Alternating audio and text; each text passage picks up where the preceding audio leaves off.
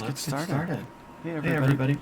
I am Dr. Jake Larson. This is Read, Write, Cite, and this is the channel where I teach you how to read, write, and cite for college classes. And this is our Thursday live stream. I'm trying to do these on Tuesdays and Thursdays at 3 p.m. Pacific time. So depending on where you're coming from in the United States, hopefully that's a good time that works for you. The whole purpose of these live streams, if you have a question, log in, ask me a question. With all of our schools, my high school students, my college students, and many of you out there suddenly going online, I wanted to make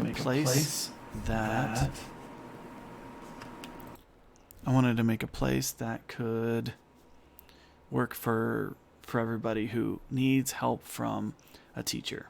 Okay, now I can answer short questions, things that are longer. If you're one of my students, I'll be glad to answer them on a different form of communication. Something specific to like a specific paper, maybe. I think I caught the echo. I think I saw what that problem was, so hopefully it's fixed now. Thank you. So yeah, I'm here to answer questions. I have some things I could talk about now, but I would be, I'd rather be answering your questions and making sure that this is useful. So if you have questions, ask them in the chat, and I've got it up on my screen next to me, so hopefully we can answer everything for you. Lately, I've been making some videos and talking a little bit about the research process. I've been doing this because, well, that's what my English 102 class has been doing lately, and I wanted to make this, directed towards them. But you don't have to be in my class to ask questions. So if you have questions, let's get that started. Okay, so I've got an example of something we can talk about. This is something I covered in a recent video, but I can dig into it just a little bit here. But I'll be glad to stop whatever I'm doing if someone has a question. Okay, so one of the things that my current classes are doing right now, they are working on annotated bibliographies. Now, depending on what your writing situation is, and if you're currently working on a research project right now, you may be asked, or you may be sometime in the future asked to write an annotated bibliography. So I'm going to talk a little bit about that. What is an annotated bibliography? Well, it's a document that looks a bit like this, right? I've only got 2 sources in here, but it's enough to kind of give you an idea for what it looks like, following, in this case, MLA. Annotated bibliography, like the name suggests, annotated means notes. Bibliography means like a collection of books, right? A study of books. So if your teachers asks you to do an annotated bibliography, they're probably asking you to do something like this. They want a list of sources like this, and they want some sort of annotation about it. They want to hear you talk about what the source says. Now, teachers may ask you to do this for a couple reasons. One, they want to know that you actually know what these sources say, and you kind of have an idea what this has to do with your specific paper. I ask this for a different reason, because I don't want my students thinking the only purpose of this kind of document is to make a teacher happy, because in reality that's kind of a waste of space if the only reason you're doing something is if it only works for schoolwork. Does that make sense? This is a document that you don't have to be in a class to use, right? It's essentially note-taking. You are conducting research. You're looking at a bunch of different sources. In this case, we've got one here from Larry Nye and one from Eleonora Yankovic. And if you're doing some sort of research, it makes sense for you to take some notes about it. This is a tool for you, the person writing. Does that make sense? Now, outside of school, you may not be in a situation where you have to do much writing. In that event, you're right. You won't have to use this outside of school. But schools don't just teach this skill because it only exists in school. There are many professions where research is necessary. That's when this comes into play. Now, if that's not the profession that you're going into, okay, I get that. Then you'll only have to use it for school. In this case, this can still be useful whenever that sort of thing shows up. Otherwise, here we go. All right. I like to explain to my students that this sort of document is a tool for you. Now, yes, it does show me certain things. For me, for my current English students doing research, they have to come up with 10 sources for this big paper that they're writing. Okay, so their annotated bibliography would have 10 sources. I only have 2 in my example here. Theirs would have 10. It would show me when I look at this that yes, they found their sources before they move on to the next step in the research process. The most important thing that I'm looking for as a teacher, okay, do they have the correct number of sources? If they do, great. Are the sources good enough? Are they actual scholarly sources, which is something I've assigned them to find? Or are they, Joe Schmo's blog about English? If they are, just some website they found off the internet, but it doesn't come from a peer-reviewed source, at this point in the process, before they get too far, I can catch it and I can tell them, okay, let's cut this off right now because you've got to get a different source. I made this comment recently on a paper because I caught a student. They'd found a bunch of good blog information, but that's not where I want them to find it from, because anybody can post to a blog. It doesn't mean it's wrong, but it doesn't make it valid just because it's there, right? I could, in the middle of this live stream, I could blog whatever I want. I could say that the coronavirus makes people turn blue and post it and it'd be out in the world. It doesn't make it true, right? Peer review, and we've talked about this recently, peer review is a process where you've got experts in a field double checking your work in a credible way to make sure that what you've published is valid and reliable. And that tells the reader who's looking at a source that's been peer reviewed, I can probably trust the information here. That's the value that it is. Someone has done good work, other people have double checked it and said yes. Now, that doesn't mean that you could find a source on a blog that isn't valid and reliable, but it means it hasn't gone through the same process, because that's not necessary to post a blog. Okay? That's why I require it from my students, and that's why I would encourage you, if you can find a higher level, credible source, do that. Unless your teacher doesn't really care, then, find what's useful and relevant to what your topic is.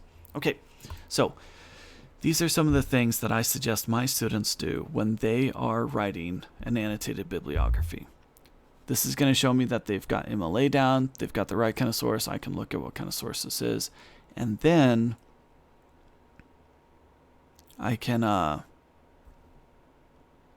look at what their actual summary says, right? So these are things that I suggest, and I'm going to make this a little bit bigger so it's easier for you to see. Okay. You want to include things like the author's main points, right? Your little annotation, maybe it looks like a paragraph, maybe it looks like a list, whatever your teacher wants. You should list the main points in the source that you're using. Absolutely do that.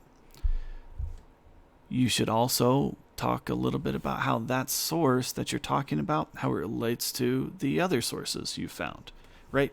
So if, Article A talks about Article B and they're disagreeing, that's a good thing to include here, because later you might want that to show up in your paper, that not everyone agrees on the subject. That's relevant. Or if the person who wrote Article A agrees with Article B, cool. Include that too. They agree with each other. Or if they say the same thing, say that too. This is a time where you start to look at not just each source individually, but how all the sources kind of relate to each other. That's super important, on any sort of research project where you're pulling in sources. So, that being said, the next thing you probably want to include is to talk about how this source relates to the paper that you are writing. So, if you've got source A by Larry Nye, I don't know how to say his name, Larry Nye, and it's relevant to the paper that you're doing, make a little note. This is how it's relevant to my paper. And then you kind of wrap it up, and this is more a note for yourself than anything else.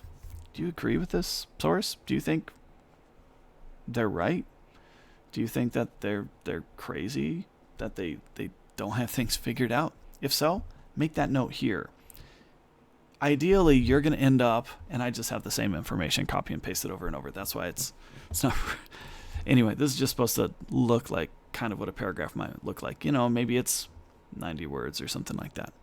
Okay. So you have a paragraph. You're going to include things like the author's main points, how this source relates to other sources, how this particular source relates to your paper, and then ultimately what you think about it. These are good kinds of things to include, and it's going to give you at least 4, if not more, sentences, right? And if you write a good detailed sentence, you're probably looking at 15, 20, 25 words per sentence. You've easily got 80, 90, maybe 100 words in just 4 or 5 sentences. So probably a good amount. What I as a teacher would encourage my students to do, and you as a student who's using this as a tool to help you prepare to write research, don't think of this as something that's just there to make the teacher happy, to just complete an assignment. Write sentences that you could use, you could copy and paste into the paper. Otherwise, this is a waste. It doesn't do any good if you're not going to use any of this information. This absolutely should be used to help write the actual paper. Now, notes to yourself, like what you think about the source, maybe that doesn't need to show up in the final paper, but that's a note to yourself in your work, in your annotated bib, that lets you know, okay, I think this guy's crazy and I'm going to stick away from too much of his stuff. But you have the note there for you to use, right? Make sense? Okay, a couple other things about annotated bibliographies. They're going to be in alphabetical order by the source. If you're using MLA, then the author's last name is going to be the first thing. So N comes before Y in the alphabet, so this source comes first. Even though this one was published in 2017 and this was published in 2019. Does that make sense? Also, in MLA, you never change the order of the author's names in a source. If there's more than one author, you write it in the order that they published it, because they have some reason for that order. Maybe someone did more work than the other person. I don't know. But we give credit where credit's due, and if they deserve more credit and their name went first, then include them first. Okay, anyway, but that's not how you present your annotated bib. That's just your actual works cited entry stuff here.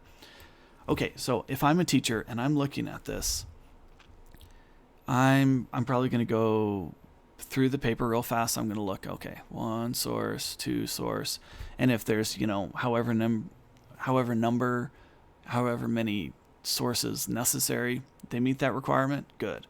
Then I might start going through this, okay, they kind of have the idea for what's going on, great. They kind of have the idea for what's going on, great. I'm not going to grade this too harshly because I understand this is a tool for them, not for me. This tells me whether they're on track in their paper or not. And if I know enough that they're on track, I'm good. I send them on their way to go get more stuff done, because that's what I need to know at this point. That's the purpose of an annotated bibliography. For my students, the next step for them is to write a literature review. Now, literature review can use a lot of the same information because you're going to be taking the majority of your sources, putting them together into a section of your paper that's supposed to give background on the topic in depth. I require them to come up with 500 words. Now, let's do some math. If you wrote about 100 words for 10 different sources, how many words do you have? You've got like 1,000, right? So coming up with 500, it's a low bar for what I ask my students to do. Whatever your assignment, that's different. I do word counts because that measures content as opposed to like the size of a text. I don't measure papers. Though if someone's actually following MLA, they're 12-point font, not doing something crazy, you kind of have an idea how long a paper is going to be anyway, right? Okay, one other thing I want to talk about today. I want to talk about outlining. This is something that students absolutely hate, and I'm going to tell you right now, you're wrong. You're just wrong. If you think outlining is worthless, then you haven't experienced how much it can help you. That's a harsh opinion, but I'm going to explain why. Outlines help you figure out your ideas before you commit to writing complete paragraphs. And if you commit to writing complete paragraphs, if you're being honest with yourself later in the process, you're probably going to write words that don't belong in the paper because they're not focused enough, they're not original enough, they repeat, they're off topic. And if they're any of those things, they should go because they don't help the paper. They just take up space. And if your goal is to write a good paper, taking up space is not going to help you, right? You want your paper to actually get something productive done, right? So that's what I mean. Outlining helps save that because you figure out the ideas before you commit the effort to complete a paragraph with that idea that you come up with in your outline. Okay, so on my website, my most recent post is breaking down the different parts of a research paper. So I kind of had some titles and things, and you can check out this video. It's on the channel. But this kind of gives you an idea for some of the things you might expect to find in a research paper. An introduction, a literature review section, a research design and methodology section, findings, discussion, conclusion. I'm going to show you how to create an outline for a research paper based on these concepts. So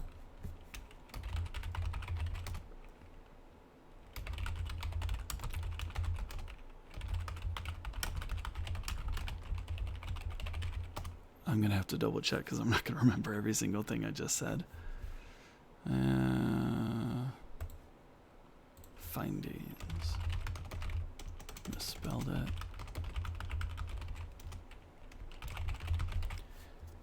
Okay, so when I say outline, I know people have different ideas for what an outline is. For me, an outline is going to look like a list. It's going to separate ideas visually, and because it puts one idea on top of another, it creates an order. Now, in my classes, I teach that there's a difference between brainstorming and outlining. Brainstorming is a step where you're coming up with new ideas. Outlining is choosing which ideas you're going to use and putting them in order. That's what an outline is. So brainstorming and outlining can happen at the same time, but they are different steps. You can do a brainstorm, but you haven't done an outline. Ultimately, if you've done an outline, brainstorming will have happened.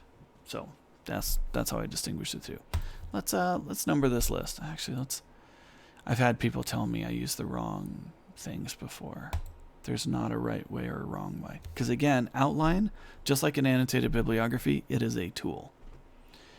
Fighting over how to use the tool is kind of like arguing over the best brand for a hammer. You can get the job done if you know how to use it right. And it doesn't really matter what color it is, what brand it is. If you're pointing it in the right direction, you're using it the right way, you're going to get the job done. Okay, so I like bullet points because it creates a hierarchy. Hierarchy means this idea belongs under this idea. This idea is bigger than this idea. This idea includes this idea. So if I put the letter A under introduction, I know everything that's immediately below introduction goes in that section of the paper. All right. So let's say you're writing your outline. I'm going to make this a little bit bigger just so we can see it a little bit better on the stream. Okay. Actually, I can go even bigger than that. There we go. Yeah, I'm covering it up a bit.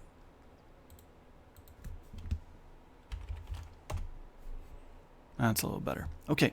In the introduction section, you are going to have an introduction of the topic. You're also going to see maybe research questions. Now,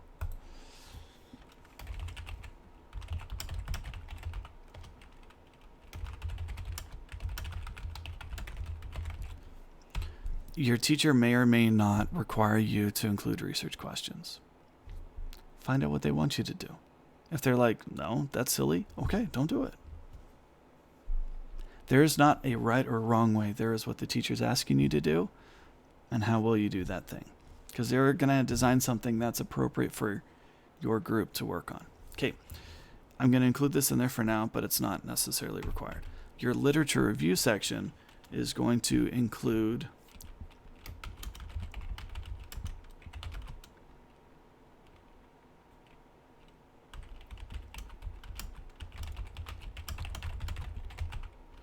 a summary of sources relevant to the topic,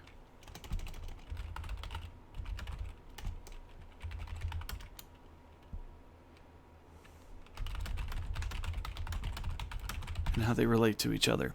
Because we don't just want to copy and paste the annotated bib unless there's some sort of synthesis. You're talking about how this source relates to this source. That's how this section becomes really useful.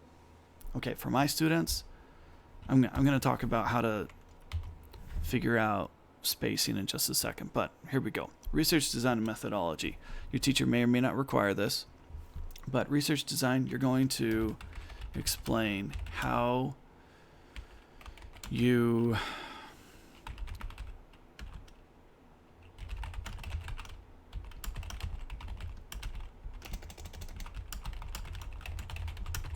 basically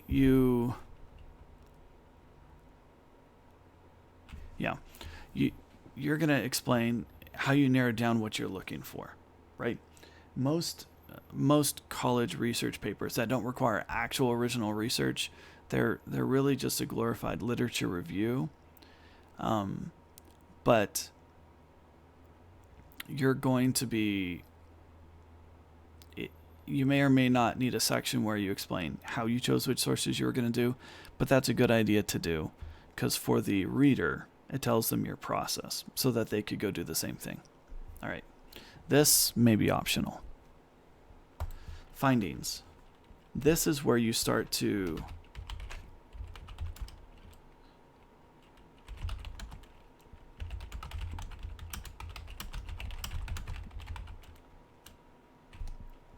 you're going to analyze what the sources say about the topic. This is where looking at everything together starts to create new information, right? You can look at one source and say what it says, but more important than that is how can using all this information together create new knowledge, right? That's where it's most beneficial. Okay, your discussion section is where you're going to explain what the findings mean. This is where you're not just going to say, all right, when you put this all together, it kind of teaches us something new. Then you're going to explain it. That's the discussion section.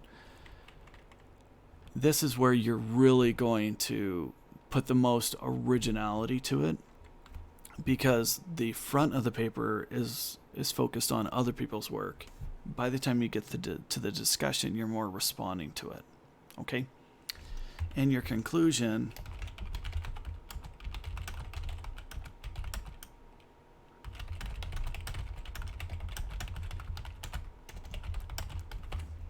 you're going to summarize your main points and then say, all right, this is what I think someone else should research next.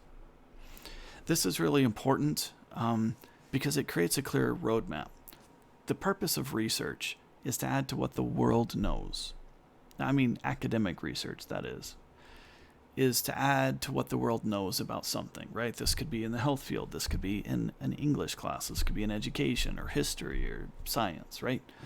We publish our work. We follow a certain process so that the world can learn from it, accept it, reject it, add to it, tweak it, adjust it, move on, right? That's why we explain everything that we do here. So it's relevant for you to say, all right, this is what I think all this means. This is what I would suggest someone does next with this information. Make sense? Okay, so something I like to tell my students when they are outlining is you can budget how long each section needs to be based on how many words you need to write. So for my college students, they need 2,500 words. Okay, so I require at least 500 words in the literature review. I require at least that many. Your introduction, you're probably looking at least 100 words. So now I'm at 600. We only need 1,900 words left.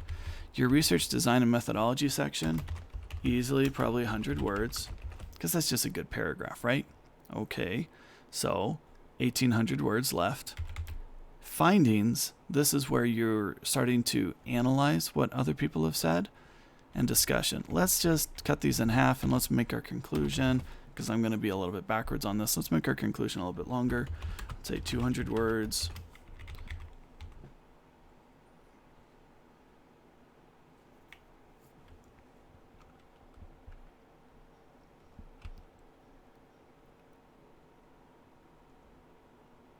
So what's that leave us? 700 for each of these sections?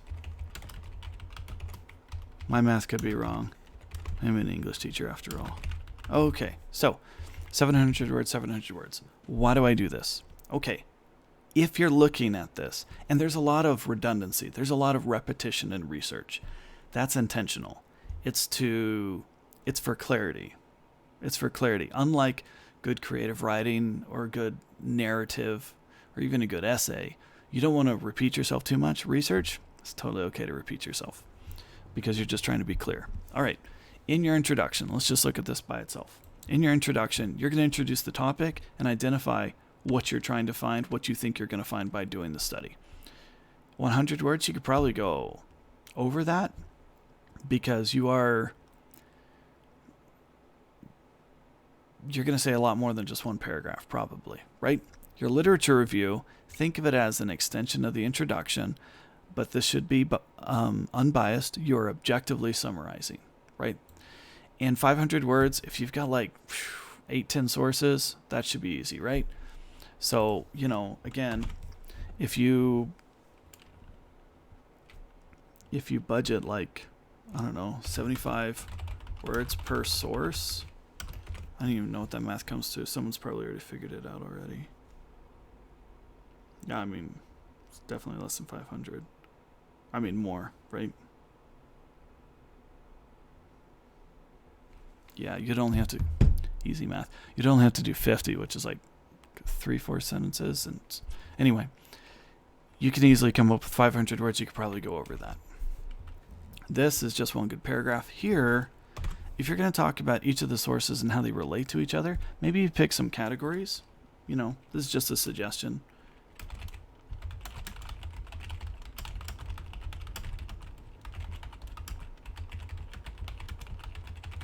Because you don't want every single source on the exact same thing, or else you don't cover very much ground, right? Okay, so let's say you come up with like 3, and you're going to do, 235 words for each section.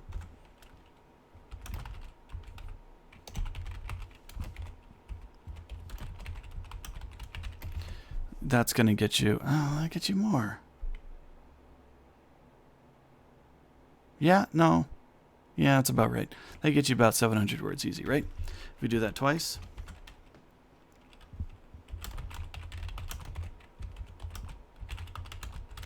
And what's 235 words? It's probably 2.5, maybe 3 paragraphs, right?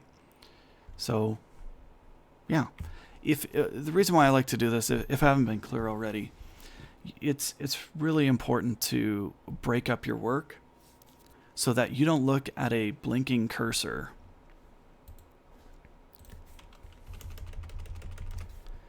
and be like, oh man, how am I? Oh, I'm trying to make a point. You're not staring at a blinking cursor being like, oh man, how am I going to come up with 2,500 words? Well, staring at a blinking cursor, you aren't. But if you break down an idea, this right here was 100 words already, right? Just the outline was 100 words. And now there's only 2,400 words left to do because all these ideas are going to show up there, right? And this doesn't include any citations. This doesn't include any of that. This is just ideas. So I can take this one thing at a time. All right, I spent 100 words on the introduction. Sure. That's just a good paragraph, a good long paragraph. My literature review, oh no, that sounds like a lot of words. That's 500 words. 500 words, it's like a page and a half. And if you've got, a good annotated bibliography for filling all this stuff out, well, yeah, you can come up with 500 words. That should be easy. You could even probably go over. Your research design section, if you're required to do something like this is probably optional, depending on, what level you're at. 100 words, that is short. It's really short for something like this. It's like one paragraph. Then these two sections, which are going to feel very similar, and maybe your teacher wouldn't want you to break them up. That's fine. You got 1,400 words. This is 5 pages. I don't know. But if you've got enough ideas, you've got 3 big ideas here, 3 big ideas here, and you write a couple paragraphs on each of those big ideas, you fill that word count. And when you get to the end, you know exactly what you're going to say because all of this was very intentional. It was very clear what you were trying to do. That's it. Anyway, I hope that this was helpful. I can't stress it enough, and I say this a lot during my classes. You can save yourself a lot of time by learning how to prepare to write instead of just jumping into the writing. A lot of students, they don't have the patience to figure out how to write something. They just want to start doing it because they want to be done with it. In a lot of ways, I think students just aren't confident in their writing. They may not be confident because they've had a bad experience. They see the marks that their teachers make on their papers. And I don't spend a lot of time doing that. Because if I pointed out every single thing that was wrong with the paper, it would destroy the confidence of a lot of my students. So I don't do that. I just point out ideas. I was like, yeah, work on this. Maybe fix punctuation and focus on this idea. I do that because you don't want to be hit with all the things that are wrong. You just want something new to work on. And if the purpose of the paper is to teach you something, that's probably the best way to do it. Is not be like, all right, let's spend an hour talking about all the ways that you can't do this, because that's certainly the wrong takeaway. Annotated bibliography is a tool. An outline is a tool to get a job done. What? To write something. When you break up ideas, you can be effective. You can budget. You can figure out, all right, I need to put this much effort into this part of the paper, this much effort into this part of the paper. I don't even have to go in order. I can focus on the thing that I'm feeling in the moment and just do that. So if this video was helpful, great. I'd be glad to go into more depth, do a more polished video on something like this, maybe sometime soon. But I hope this was helpful for you. If you have questions, please ask them in the chat now. Otherwise, we'll sign off soon. And we'll call it good for the day. We'll do this again Tuesday afternoon.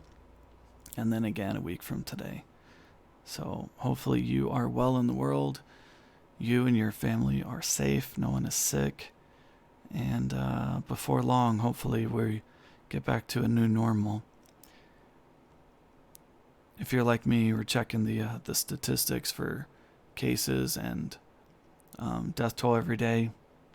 And, things are going up, especially really hit hard in New York right now. Here in Arizona, where I'm from, it's not nearly as bad as other places in the world, and hopefully it doesn't get worse. I keep hearing different data, like tomorrow was supposed to be the peak. I've also heard Sunday is supposed to be the peak, and then hopefully, the number of deaths every day starts to go down a little bit. Only time will tell. But if that's it, then I'm going to call it good. Thank you so much for tuning in. I hope this is helpful. And this time, I didn't mess up the audio the whole time. So, yes. All right. Thank you, everybody. We will see you in the next video. Bye.